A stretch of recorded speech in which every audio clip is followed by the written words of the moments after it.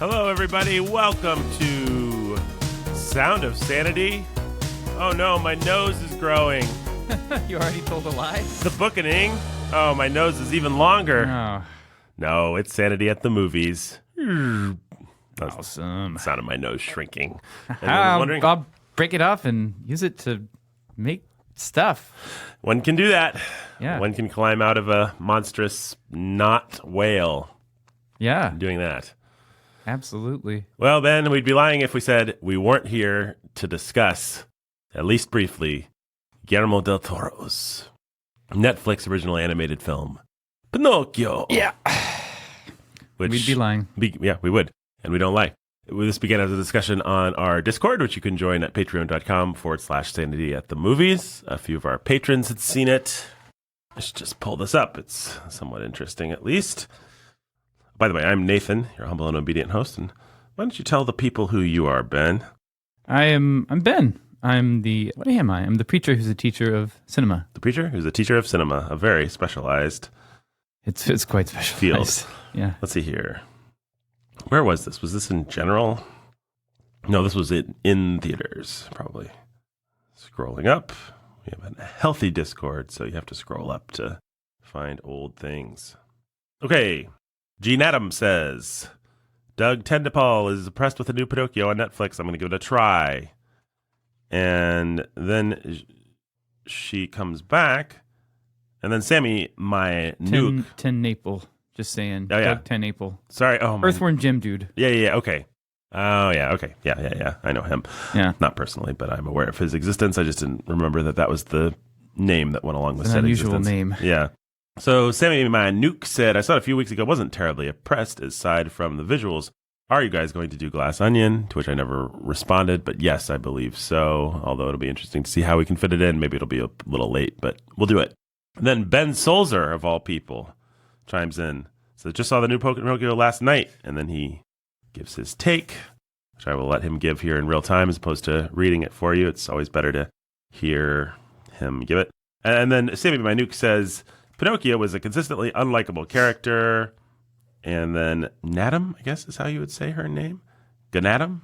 Nadam, I think. Nadam, sure. Good, she's silent. That's what I'm going to guess. Yeah, I'm going to guess. I'm going to guess the G and the N are silent. I'm just going to call her ATM. She says, have you ever read Pinocchio? In that sense, the movie was true to the book. Absolutely true. And then she says, the book Pinocchio was the absolute worst. I actually thought the movie did an okay job of making you understand that he was the way he was because he was born into that capable body without the years of training and how to use it. But I agree, he is unlikable. And then Ben comes back and gives some thoughts and et cetera, et cetera. Yeah. So here we are. I guess we have a little bit of baggage that we should discuss, which is our thoughts on the story of Pinocchio in general in all its forms and our thoughts on the films of Guillermo del Toro. Yeah. Okay, sure. So have you read Pinocchio? I don't think I ever have read Pinocchio. I have read at least some of it, and it is important to stress that Pinocchio is a very unlikable character. Mm-hmm. But what's the name of the author? It's Carlo Collodi. Collodi. Yeah. And this guy was writing, I believe, before children's literature was really a thing.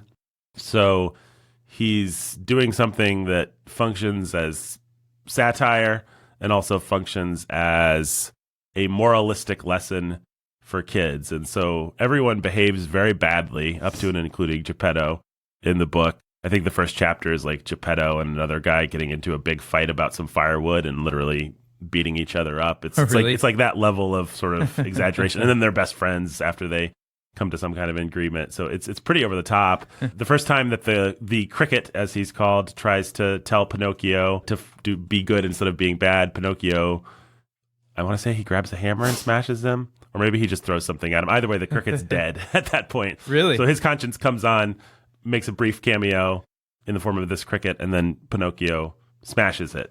And then I think the cricket shows up later as a ghost or something like that. But the point is that Pinocchio is a little brat. Yeah. And it's throughout the book. And all the stuff that you remember from the Disney movie about the Island of Lost Children and all of Pinocchio's adventures, they're kind of moralistic lessons. Don't go to the island of, what is it called? Pleasure Island. Don't go to Pleasure Island. You'll be turned into a donkey and sold into donkey slavery. Yeah. It's all that kind of thing. But Pinocchio is constantly making the wrong choices. In the original version of Colladi's book, or when he was releasing it serialized, I believe that Pinocchio gets hung at the end by the fox and somebody else. Like he just dies. And that was the end. And Colladi was like, all right, hope you enjoyed my dark moralistic tale to teach children not to be naughty. And then people wanted more Pinocchio. So he brought him back and turned it into a novel, put the serialization together, gave it a happy ending where Pinocchio does, in fact, learn to be a good boy and work hard and all that sort of thing, and then becomes a real boy. But that's like the last chapter after a bunch of chapters of Pinocchio constantly being tempted by shifty characters, doing the wrong thing, and just generally sucking at life. So that's the book. It is, in fact, to my mind, not very likable, but you get what it's doing. You understand. Sure. It is a very just cut and dried, like, Pinocchio kind of sucked. And bad things happened to him and the people around him until such time as he didn't suck. And then things were a little better. I mean, it's just a children's kind of morality tale of the sort that they don't really do anymore, but that they used to do. Like, be good or die. that kind of thing, which I believe Colladi wrote a number of those sorts of stories. Because again, there wasn't like a genre of literature that was just intended for children. So he's not thinking like, oh, I have to appeal to children. He's thinking like, how do I talk down to children? I mean, intentionally, like, how do I, what do I have to teach them? And what I have to teach them is obey, don't be bad, don't. Yeah. So interesting book. I don't know how much of a journey to Pleasure Island it is to actually read it. Well, I never thought that the Disney movie was a journey to Pleasure Island. No. I never liked it as a kid. I don't know who actually likes it. It's pretty, I think I have not gone back to it as an adult. I suspect I would like it now because I suspect a lot of the things that are mythic and kind of dark about it would appeal to me. Sure. As the Whale and stuff like that, Pleasure Island stuff. But I don't know. I've never really been tempted to go back to it. No, I mean, it wasn't an enjoyable movie. Right. You didn't like Pinocchio. It was just shameful and unpleasurable that he kept being such a brat and getting into such terrible situations. Right. And that's the thoroughly, even at that point, sanitized Disney version. The book is just, what if Pinocchio was really a brat, so much so that he kills Jiminy Cricket the first time Jiminy tries to tell him anything. Of course, Jiminy Cricket's not personified as much as he's not a wonderful guy with the song and all that. But yeah. Well, this movie then, I guess, is splitting the difference between Disney and Collodi. Yes. And should we just talk about Del Toro for a minute? Yeah, let's talk about what's your history with Guillermo del Toro? Oh, I've seen up until when would he have made, what was it, Crimson Peak or Crimson? Yeah, I don't know. Early mid 2000s maybe. Okay, Aughties. So before that, I saw pretty much everything he did. Yeah, I never saw his first one. What is it, Kronos? Kronos. No, I've actually never seen that either. But did you see Mimic with I saw Mimic with Jeremy Northam and Mira Sorvino. Which is actually a pretty fun the slimy things crawling through ducts and popping out genre. Yeah, it's like a light horror movie. It's more of a thriller. Yeah. There's not much in the way of gore. Yeah, it's about these bugs that live underground and they're killing people. Of all the Aliens ripoffs, I'd say it's the superior one. And the monsters are cool. They I forget what the thing is, why they're like this, but for some reason they take human form. So there's a scene, the best scene is probably she's in the subway and she just sees a silhouette of a man, and then it unfolds into this horrible monstrous bug thing. Yeah, and it comes after her. Yeah. If you like movies where people stick their hands into little holes trying to grab something and you don't know whether something's going to suddenly bite their hand, then this is the movie for you. Anyway.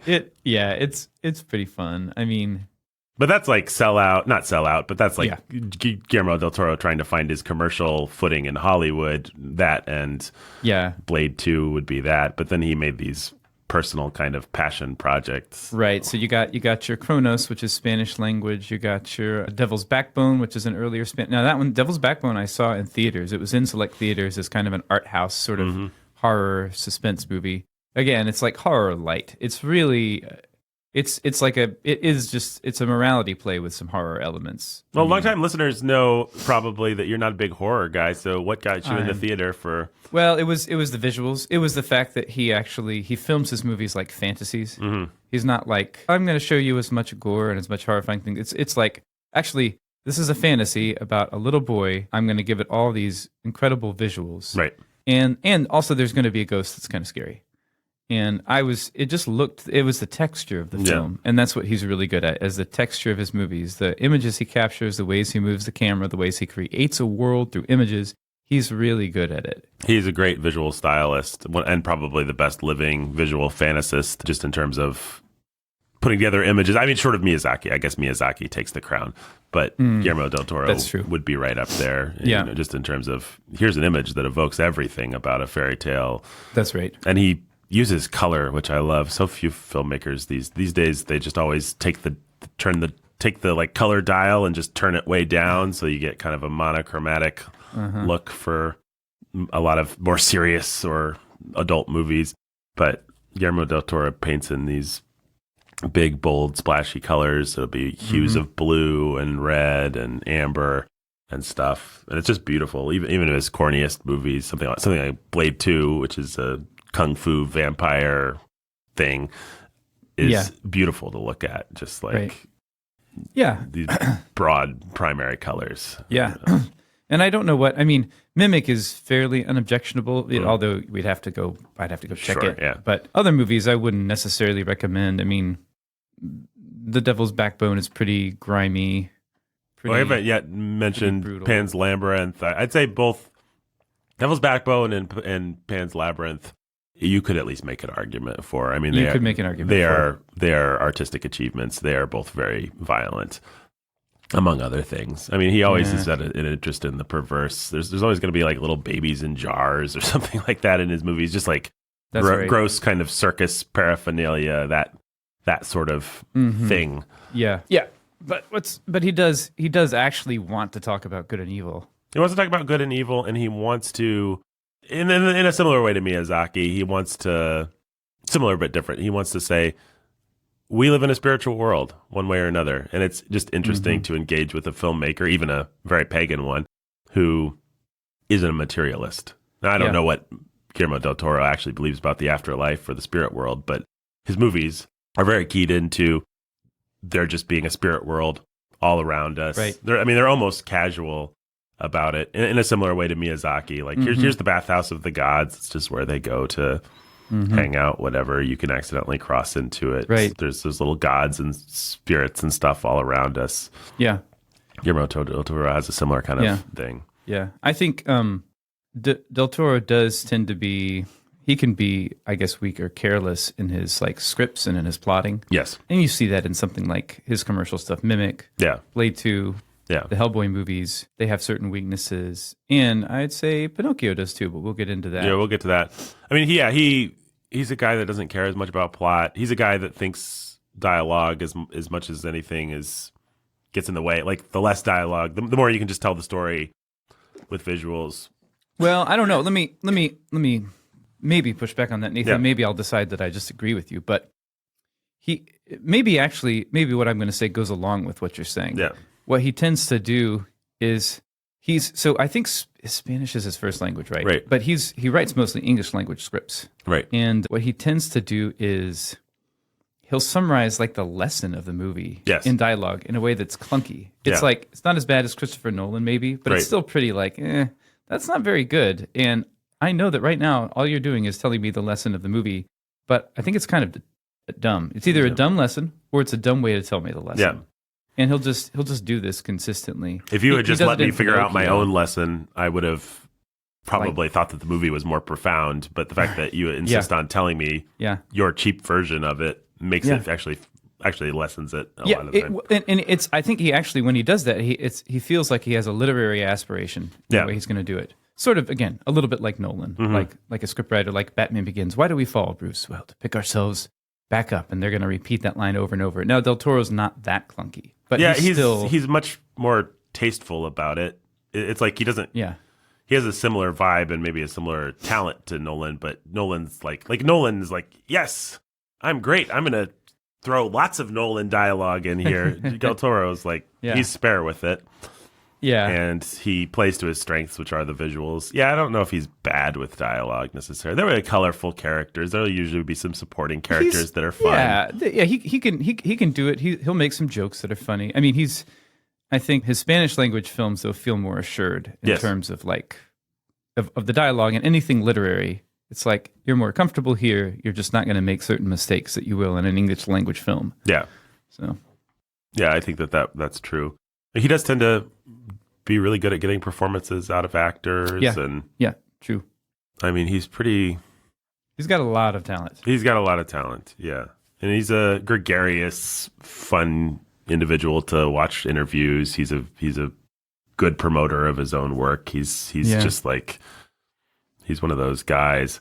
But I would say there is a sharp divide, and somehow you intuited this and stopped watching his movies exactly when the divide happens. Yeah. Because everything through Pan's Labyrinth is artistically bold and has a certain quality to it, even though he can be objectionable at times.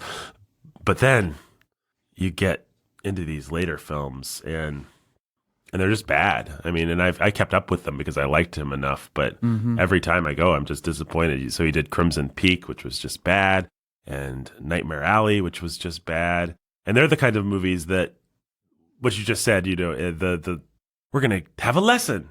Well, they give you the lesson right up front, and then they pound it in and pound it in and pound it in. And the lesson is often a dark lesson. I think at a certain point he got divorced. And I often think, as you'd expect, you can trace people's art through their moral failings. Like you can see, there's a pretty clear dividing line between what this guy was saying and how he was saying it before he failed in this or that way and after, before he sinned. And so I don't know much about Guillermo del Toro's personal life. I can only speculate about that. But it does feel like he just washed his hands of even nodding towards any kind of traditional morality. The monsters all became even more just plain the good guys, and his movies just became ugly. They became more sexually depraved too, right? Yeah. They would have just gross stuff. I mean, that's why I remember seeing the trailer for Crimson Peak and thinking, oh, this is a straight horror movie that looks very sexual, right? And I don't like straight horror movies, and right. I'm just not gonna even try this. Well, I don't think you would have been scared if you'd seen it, because it's not scary. That's one of its failings. Yeah. I mean, it's like his point of view so thoroughly shifted to the monsters that suddenly the monsters weren't interesting. They didn't feel other anymore. They just felt like Crimson Peak. It just starts with a ghost walking down a hallway, and it's very dramatic and well composed and all that. But it's like, okay, we've seen a ghost. We know what the ghost is. Like any horror movie worth its salt is gonna kind of be playful about, is there a ghost? And even if we know there is, and he used to. It's interesting because Devil's Backbone actually does the same thing. You see the ghost early, you see the ghost often. The ghost actually isn't the object of fright ultimately in the movie. Mm-hmm. There's a villain, which we should talk about his idea of villainy, because it's always the same. In that particular movie, the ghost doesn't feel robbed of its potency because you see him early and often. The ghost becomes a figure of sadness, and the ghost also just feels other. I don't know. The ghost is well done. It's a really well done ghost. It's not a scary ghost story necessarily, but it's a very good story about a guilty secret, which most ghost movies are. In Crimson Peak, it just kind of has a banal feeling like, hey, ghosts. We all know that there's ghosts, right? And they're not really the bad guys. Really, fascistic human evil is, of course. And then Nightmare Alley was the same thing. Hey, we all know. Actually, the ultimate example is that stupid movie that won the Academy Award for Best Picture, which was, I want to say Lady in the Water, but that's not right. Shape of Water? Shape of Water, which is about a woman who falls in love with a creature from the Black Lagoon type creature. And he does nothing to humanize. First, he's going to make a big ask and immoral, evil ask. He's going to have the woman have a very bestial sexual relationship with the creature. But second of all, he's going to do nothing to humanize the creature. Like, the creature is just going to behave exactly like the creature from the Black Lagoon does, like in those old corny 1950s movies. Like, there's nothing sympathetic about it. It's just a creature. It's just a creature. It doesn't talk. It doesn't. And then he wants to assert, like, yes, this woman should fall in love with this creature. And it's just like, dude, even if you want to do something evil like that, well, if you want to do something evil like that and you want audience members to come along with you. You have to be more seductive. I guess you don't, because a lot of people were seduced by it. But for my money, it's like, you're not going to do anything to meet me halfway. You're just going to ask me to buy the conceit that it's beautiful that this woman fell in love with this animal. You're not going to do anything to sort of butter me up and make me happy about that. Again, even doing that would be wicked. You understand? I'm not defending that, but I am saying it's like he's lost his moral compass, if he ever had one. And Pinocchio kind of, to me, has, we'll get to it, but it has a little bit of that same feeling of what should be magical feels kind of banal, ultimately. Yeah. It's like, there's fairies, there's ghosts, there's an afterlife kind of thing. There's these god creatures and whatever. They do things. I don't know. There's something very kind of not magical about it. But, I said we should talk about Guillermo del Toro, a Guillermo del Toro villain, because they're always kind of the same. Well, I would say actually there's two types. It kind of depends what you mean. Right. But yeah, one is what you already said, which is fascist evil. Right. So there's an evil fascist guy. He just likes to hurt people and murder people and have power over people. He's just a bully, basically. Yeah, he's just like a bully with a lot of power, and he's a really smart, maybe sadistic bully. Right, and that would be Devil's Backbone to some degree. Pan's Labyrinth. Pan's Labyrinth, for sure. And Shape of Water was that way. And I guess Hellboy. Pinocchio has that character in it, although he's not the primary antagonist. He's just an antagonist. That's right. Yeah, Hellboy also has that character. But then the other kind of villain is, which is a very sympathetic villain. Yes.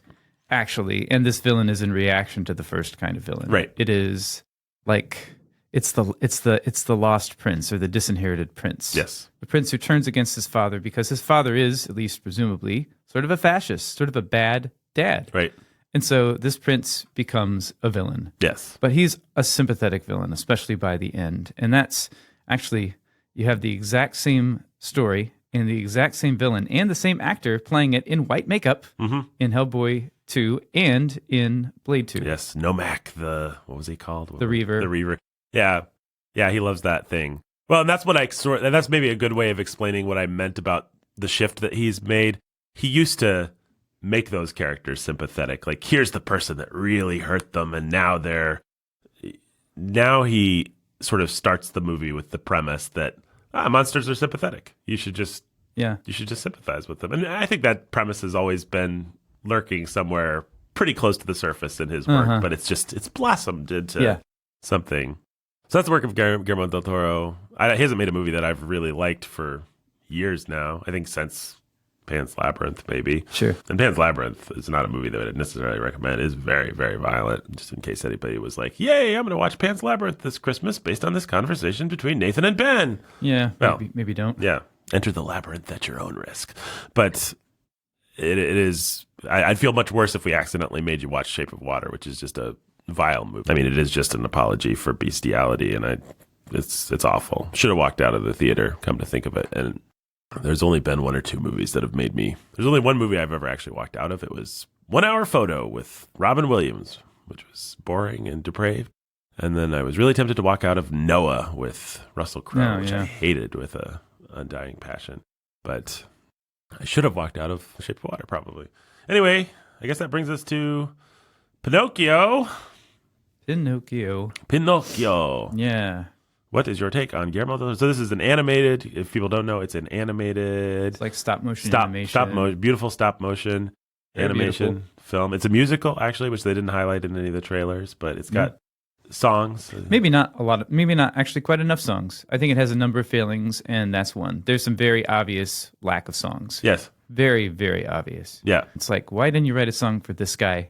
And I think that speaks to the movie's actually clumsiness and structural problems, which it has a lot of. Yeah. Oh man, what a mess of a movie. Yeah. So what's your take? My take is that it has some really great parts.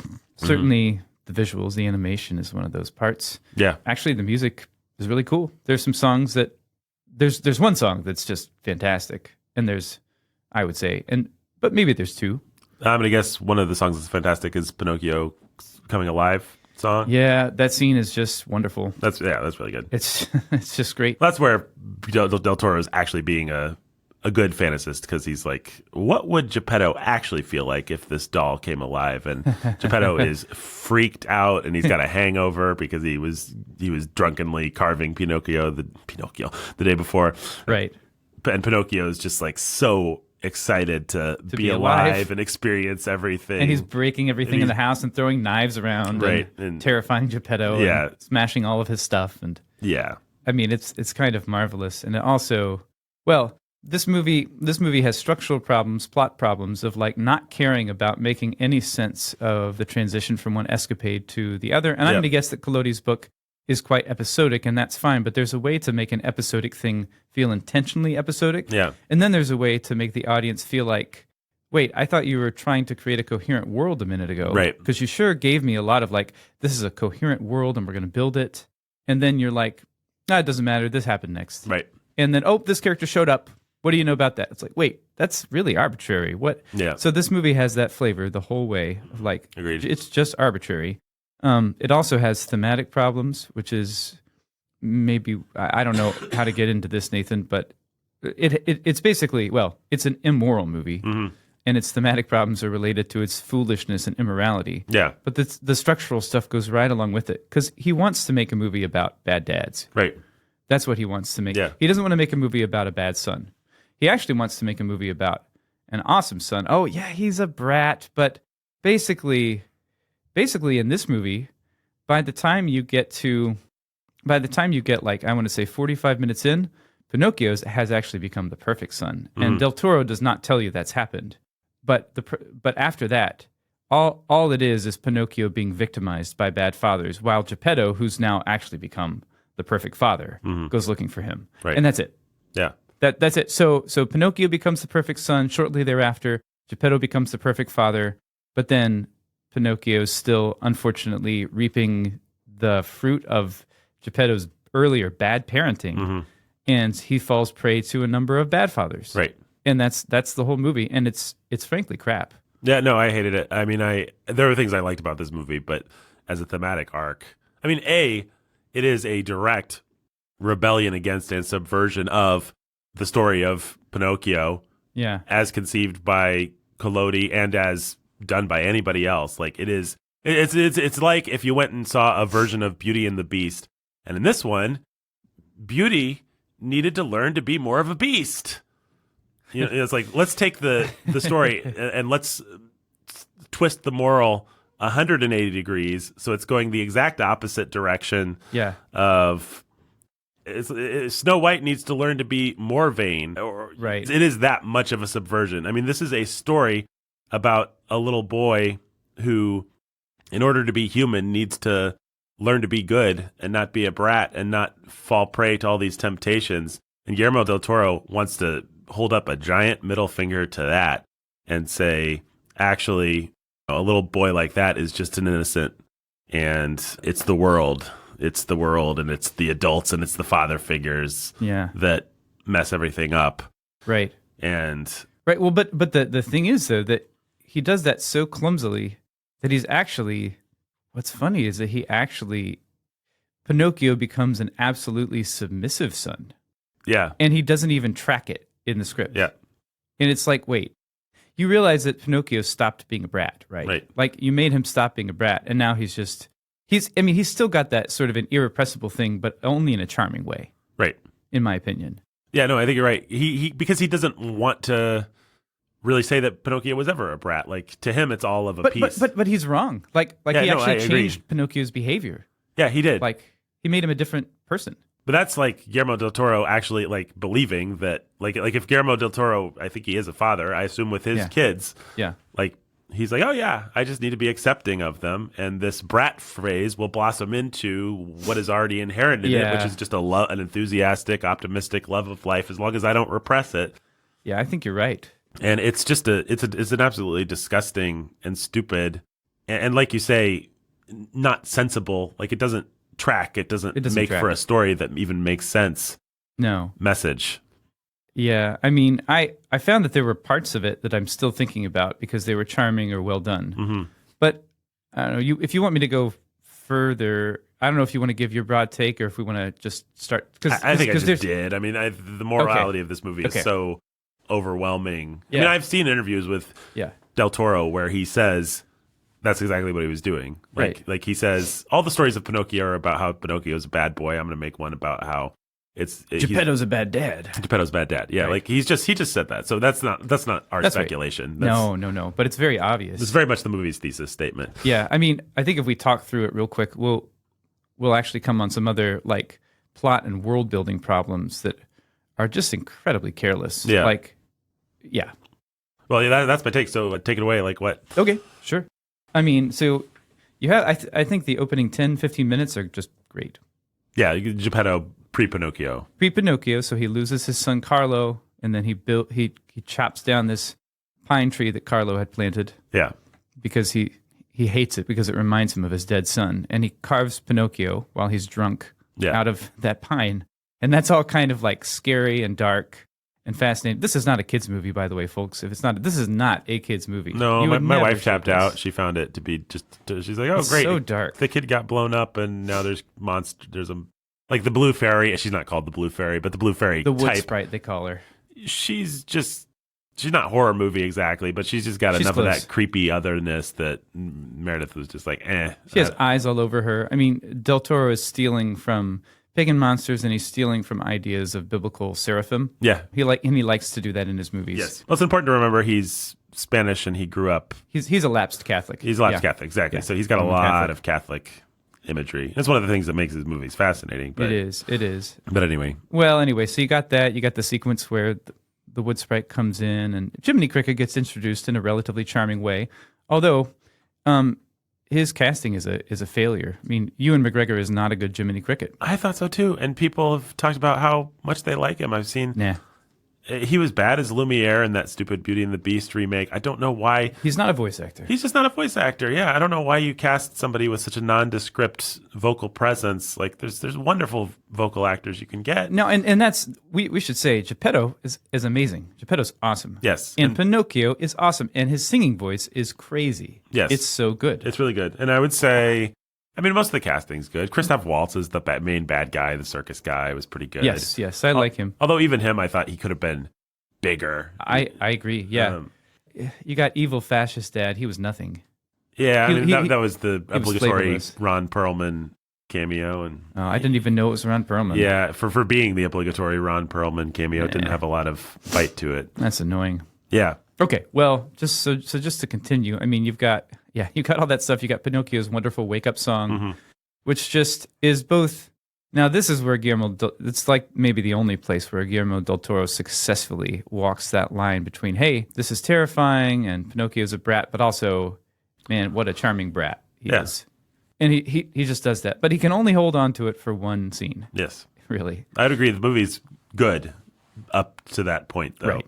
Yeah, it's good. It's good stuff. So, and then it just becomes a hash of stuff. It just becomes a hash because suddenly Pinocchio is introduced to the town, and the town is horrified. Yeah, we're doing this little but then they're not horrified. Parable about acceptance, it seems like, but then it's not. But and then it's suddenly like everyone just accepts that this animated puppet is a thing, and the bad fascist father who has a son who's clearly just a type of an abused, suppressed son who has a dictatorial dad. He's like, Pinocchio should be in the army for fascist Italy.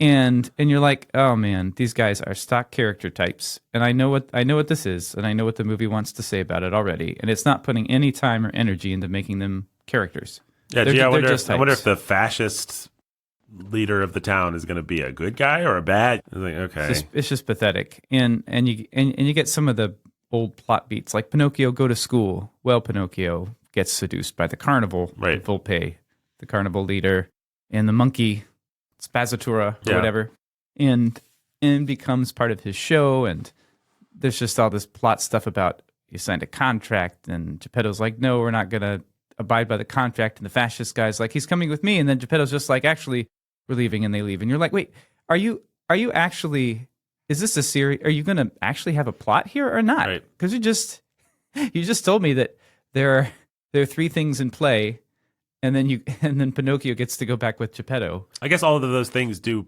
play out, but just They- kind of randomly when It's they want random. to. Yeah, just as the movie wants them to. Yeah. Well, but that brings us almost at least that brings us close to the part where Pinocchio dies for the first time. And this is where the movie it's just done. I mean, So the conceit is that or it's almost done. because I this should wood, say. so this wood fairy creature, the blue fairy type, is the sister of death. They're like two sides of the same coin kind of thing. Yep. And because so it's life and it's death, and life came and life gave life to Pinocchio. And because she's done this for some reason, that means Pinocchio can never die. But when he does get run over by a cart or something, he goes into the afterlife, hangs out with death along with some comedy rabbit minions, Yep. and then gets sent back.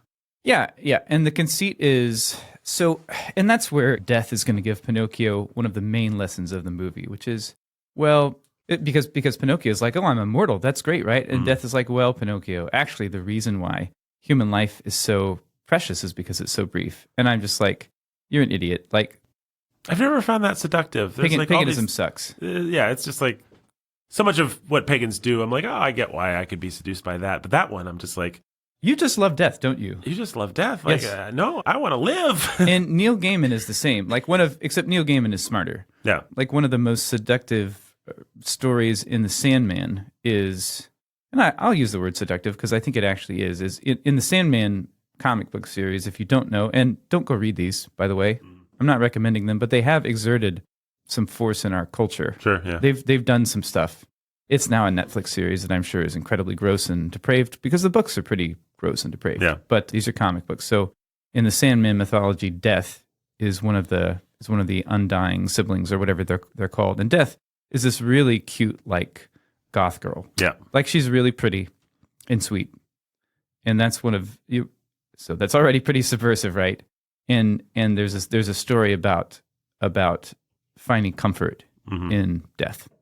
It's like the first and most famous That's Sandman story. And it is a good short story. Yeah, that's right. That's right. And it's seductive. But Neil Gaiman is just in love with death, and he wants to be in love with death. And Del Toro's the same. And so that stinks, and it's dumb. But as the movie goes on, like, I think it's the next time Pinocchio dies. No, it's not. It's a couple times after. Pinocchio he has to wait in between dying and coming back to life longer and longer each time. Each time he dies, he has to wait. Right. And he wants to go back instantly because Geppetto's about to drown. Right. And he needs to go back to save him, and he can't wait. And Death is like, well, Pinocchio, if we broke the rules, there would be dire consequences. And the dire consequences would be, wait for it, that Pinocchio would become mortal and be able to die. Now, wait a minute. I thought that was what made mortal life precious. But now Death is like, oh no, you would lose your eternal life. Wait, what? I thought the whole point was eternal life was a crock. It was bad because you want to be human. You want to have that precious value of having a brief life. So which is it, Death? Like, which is it? Are you not even going to play by any of your own rules thematically? Well, and that thematic problem trickles down into just the world building. Like, wait, what? Why? Yeah. These rules feel really arbitrary for this fairy tale afterlife. It is arbitrary. I mean, because you Jiminy have Cricket or whatever his name, Yeah. Sebastian J. Cricket. He Sebastian J. he gets his own wish for some reason, which plays into solving the last plot problem. But then at the end, Sebastian J. Cricket, who's dead, is still narrating the movie, and he's talking with those underground rabbits. And so, like, wait, is death, or is it not death? Like, why is he doesn't have eternal life? Why is he still alive? Why does he get to talk and sing and dance in the afterlife? So the movie is just like, we don't really care. We just don't care. We're just doing whatever we think is charming or suits the plot. Yeah. That's most of what, well, actually, there is one other thing, which is that, oh, you've got the dad problem. Geppetto is a bad dad. Yep. Because he wants Pinocchio to be Carlo. He wants him to be his old dead son. Right. And that's dumb. Okay, I agree, Del Toro, that's dumb. That's too bad. But wanting him not to be a brat is not bad. And then you've got Volpe, you've got the carnival guy, who's just treats Pinocchio like a puppet. Yes. And I mean, every bad dad treats Pinocchio like a puppet, really. And then he's going to enslave him in his carnival and use him to make himself look good and build up his brand. Okay, bad guy. Well, don't worry, he gets killed. Yep. Yay. he dies. He dies in a really arbitrary and dumb scene. And then you've got fascist dad. And you've got this bizarre scene of these boys training in the fascist army with paintball guns. Right. And the dad decides that he's going to go full evil and make his own son shoot Pinocchio in a completely arbitrary, stupid thing.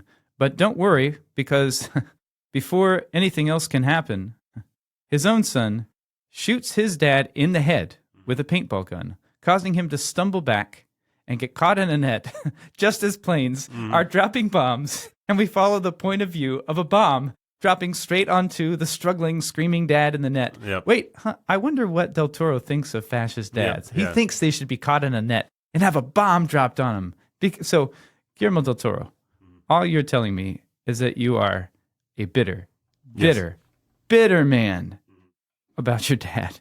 And that's all that you have to tell me about. Oh, and that you have no sympathy for monsters, actually. Nobody loves a good sympathy for monster stories more than I do. But Guillermo del Toro just says, hey, these people that you think are monstrous, they're just good. And then there's other people that are monsters, and I hate them, and they need to get caught in nets and blown up. And it always makes his movies so much less interesting. I mean, even the good ones, it's like, let's shade out these bad guys a little bit. Why? What makes somebody that much of a bully or that much of a sadist? Like, what makes somebody treat his son like that? What's the son's relationship to him? Does he still love him on some level? Like, ask a few of those questions. And you could have a much more interesting... Oh my goodness. You might have something to say about fascism in your condemnation of it. But instead, you're just going to keep scratching at this itch because your dad was mean to you or some bully or something. I don't know what, but man, it's just like why do we have to set a Pinocchio movie in fascist Italy at all? Why does this movie have to say anything about... Man. The original story of Pinocchio, by the way, is much older than that. Is not set, in case you didn't know this, obviously it's not because the Disney movie predates Mussolini by at least a few years. But yeah, the book predates him by quite a few. But this intentionally moves the story forward, sets us in fascist Italy, which is not... I mean, he could have done Franco's Spain, which is a little closer to his language and his people and all that, and something that he's done before. But he's actually done Franco's Spain twice, I think, because Devil's Backbone, if I'm remembering correctly, that's right, was Franco's Spain. Yeah. And that at least has a little bit more interest to me because it's like it's something that I don't know that much about, and it's something that Guillermo del Toro probably does know a lot about. But fascist Italy, just kind of a boring... It's just the Nazis. Yeah. And this movie also has the time-worn message that war is bad. Hey, Ben, did you know that war is bad? No, Nathan. War is bad. It kills people. Make me a movie about it. Oh, my goodness. What a brave stance. I mean, there's obviously a lot of us really love fascists, but Guillermo del Toro, he's brave enough to say, you know what? Maybe we should not love fascists. He's just like the fascist leader's son, Candlewick, who has enough courage to... Another arbitrary character who's obviously the toughest and strongest of the real boys. Mm-hmm. It seems to me, anyway, that's how the movie presents him. He's like the most successfully athletic, and then he tells his dad, I've always been weak, like a candle flame, and I'm a coward, but at least I have the courage to stand up to you. And you're like, actually, your movie never established any of that. It established that you were a pretty tough, courageous kid, but then for some reason your dad hates you, and you resent your dad, and you're going to shoot him in the head with a paintball gun, and then when he gets completely blown up, you're going to go trying to find Pinocchio, who you're actually worried about. And it's like, dude, what a hateful, dumb, careless movie. Well, the movie doesn't care enough to even tell us what happens to Candlewick. No, I was shocked that we didn't catch up with him at the end or something, or see his grave, or determine whether he lived through that firebombing. Like the movie just doesn't care. It doesn't care. And then it's going to end with the beautiful moral. What happens, happens. And then we are gone. Mm-hmm. Thanks, Guillermo del Toro. Yeah, I mean that inspires me for sure. I remember listening to a sermon when I was a kid, like I was a young kid, and it was a sermon about death that the preacher was giving, and my hands and my feet went numb, and it was one of the early times in my life that I remember really contemplating death, and I just got this weird numb, like, oh, it might be 70 years from now, but I'm going to die. There's nothing I can do about it. And then I will be cold and dead, and my spirit will be somewhere. Just contemplating those kinds of things for the first time, and just experiencing the ickiness and the horror of death. And that's the feeling. I don't get that feeling very often, even going to funerals, just being an adult. Death is a little bit more banal and more of something you've dealt with. But that kind of, shall we call it annihilationism, like that kind of love of death really gives me an icky feeling, like, ugh. It is intended to trap you. You are not talking about some spiritual transcendence. You are talking about your body cold and lifeless on a slab in a morgue somewhere. It's not a pretty thing. It's not a pretty thing, and they want you to find a beauty in it. And it's a sentimentalizing of death. And I can forgive that in a 20-year-old. I can forgive a 20-year-old. I mean, I don't think it's good, but I can forgive a 20-year-old reading a vampire novel and thinking, oh, that was cool. Being dead is cool. But a 58-year-old, whatever Guillermo del Toro is, someone who's presumably seen people die, lost people, experienced death, the death of his parents, whatever. I mean, I don't know what he's experienced of death, but I'm sure he's experienced something. And it's like, you can still romanticize it that much. Yeah, I mean, the end of the movie is very depressing. Pinocchio comes home with Geppetto and the redeemed monkey, the evil carnival monkey Spazzatura, who's now a good guy, and Sebastian J. Cricket, and in a 4-minute sequence, they all die. Mm-hmm. And Pinocchio walks off alone past their graves. Right. And yeah. I'm not opposed to that. Those being the facts of the ending. I'm not opposed to that either. I like the wandering Jew archetype, the person that's condemned to not die and lives through history. That's a fun fairy tale or fantasy trope. But yeah, they didn't do anything interesting with it, and it didn't really have anything to do with the rest of the story, beyond just Guillermo del Toro loves death and wants it to be a reoccurring motif. Oh. I mean, for all that, the movie was pretty. The songs were pretty. It was compelling at times, I guess. I mean, I wouldn't recommend it, I don't think. No. Even for adults that could see right through the garbage of the philosophizing. It's just, the philosophizing poisons the pleasure of the story itself enough that it's just... That plus the plot problems and here's a rule of this world. Oh, now it's broken. We don't care about it. I mean, it's just like, this movie is so sloppy. Again, like I posted in Discord, the Nathan Alberson phrase, ritual decoupled from meaning. Yes. It is. I would say it's fragmented enough throughout that the ritual is decoupled from meaning. But then Del Toro is like, hey, here's my ritual's meaning, and it's the dumbest one ever.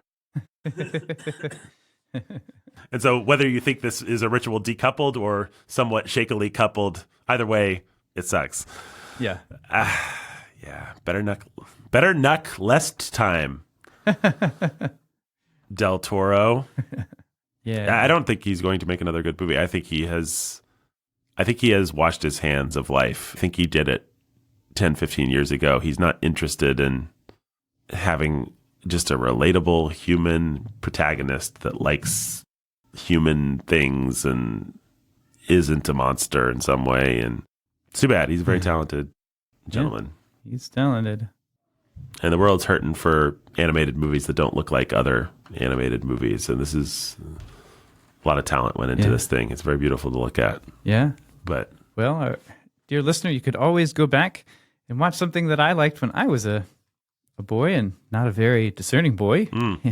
A beautiful, wonderful movie from 1987. It was straight to video, I think, called Pinocchio and the Emperor of the Night. Ooh. Very crumbly animated dark fantasy about Pinocchio and the Emperor of the Night, who's this creepy, demonic carnival running presence who Pinocchio defeats in a moment of fairy tale heroism, and it's really terrible. But nice. I loved it when I was a kid for some reason. Who knows how I even found it? It's the kind of thing you would have found in Blockbuster on the shelf. Yeah. Ready for undiscerning children. Yep. And yeah, you could go watch that. I had one like that was an adaptation of George MacDonald's Princess and the Goblin. Oh, yeah. It was an animated I never saw that film. I thought it was awesome. I think it was really poorly animated and really stupid. But yeah, you can do better. Pinocchio-wise, I haven't seen a lot of Pinocchios, but I know there's a lot of them. I bet there's some really good Pinocchios out there.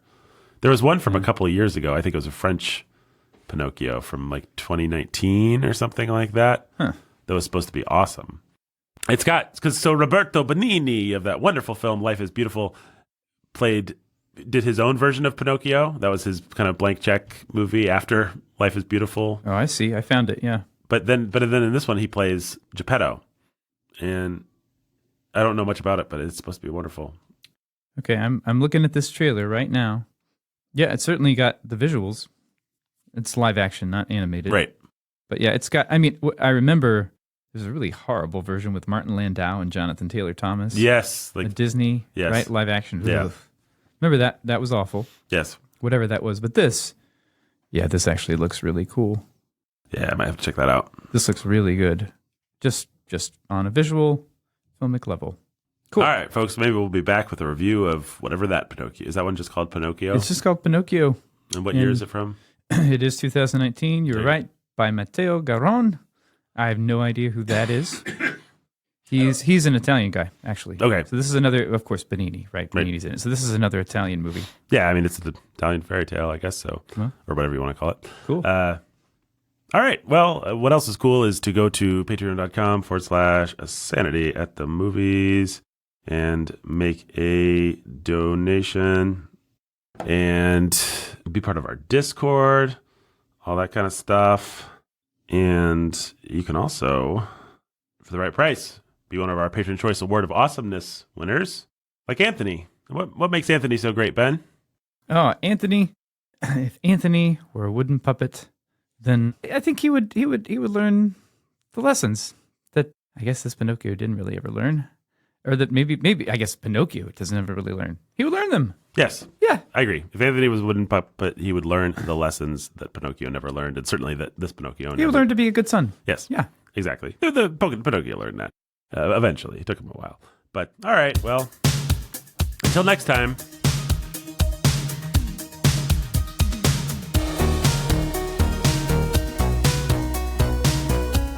Music's almost done. We need a line.